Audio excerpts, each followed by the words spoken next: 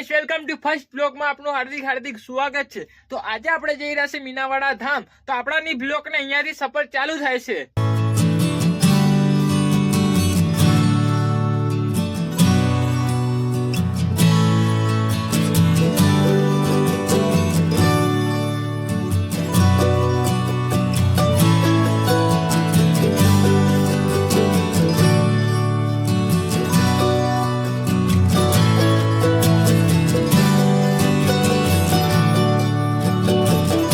આપણે મીનાવાડામાં આવી ગયા છે તો અહીંયા ગાડી પાર્કિંગની બી બહુ મસ્ત સુવિધા કરેલી છે।